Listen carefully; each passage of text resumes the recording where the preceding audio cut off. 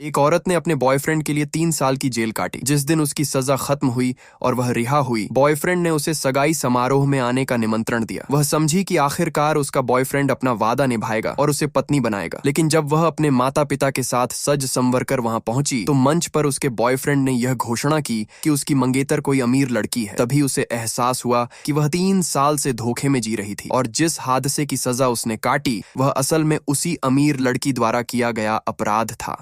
Boyfriend ने सुरक्षा कर्मियों को उसे पकड़वाने की भी कोशिश की, पर उसे पता नहीं था कि आज उसे अपने कर्मों का फल मिलकर ही रहेगा। 1 साल पहले अमीर लड़की ने गाड़ी से एक डिलीवरी बॉय को टक्कर मारकर मार डाला था। गलती छिपाने के लिए बॉयफ्रेंड ने सोचा कि अगर वह अपनी गरीब गर्लफ्रेंड को उसके लिए कुर्बान करवा दे तो वह अमीर परिवार का दिल जीत सकेगा। उसने अपनी गर्लफ्रेंड से झूठ बोला कि उसने किसी को मार दिया है और उसे बचाने की विनती की। उसने कहा कि उसकी कंपनी मुश्किल दौर में है और अगर वह जेल जाएगा तो सब खत्म हो जाएगा। जब लड़की झिंझकी तो वह घुटनों पर बैठ गया और बोला कि वह उसके माता पिता का ख्याल रखेगा और उसके बाहर आते ही उससे शादी करेगा। लड़की उसके झूठे वादों में आ गई और उसके लिए जेल चली गई। लेकिन जेल पहुंचते ही उसे पता चला कि बॉयफ्रेंड ने जेल की कुख्यात ब्लू मैडम को पैसे देकर उसे भीतर यातना देने के लिए कहा था। ब्लू मैडम और उसके लोग उसे पीटते, अपमानित करते और अंत में उसे घुटनों पर बैठकर उनके पैर चाटने के लिए मजबूर किया। तभी लड़की ने अचानक ब्लू मैडम के पैर पर जोर से काट खाया। एक कैदी ने उसे चाकू मारने की कोशिश की, लेकिन उसने तेजी से ब्लेड छीनकर ब्लू मैडम के गले पर रख दिया। यह देखकर वहां मौजूद दूसरी ताकतवर कैदी रेड मैडम उस पर ध्यान देने लगी। उसने लड़की से उसका नाम, मामला और परिवार के बारे में पूछा। लड़की ने बताया कि वह अपने बॉयफ्रेंड की जगह गाड़ी से मौत के केस में दोष लेकर यहाँ आई है। माता पिता का नाम सुनकर रेड मैडम ने कहा कि वह बहादुर और जिम्मेदार है और उसे घुटनों पर बैठकर उसे गॉड मदर मानना चाहिए। लड़की ने तुरंत ऐसा किया और वह रेड मैडम की दत्तक बेटी बन गई। लेकिन रेड मैडम की दत्तक बेटी बनना आसान न था। उसे रोज कठोर प्रशिक्षण से गुजरना पड़ता था। 6 महीने में वह इतनी मजबूत हो गई कि पूरी कोठरी में उसकी इज्जत होने लगी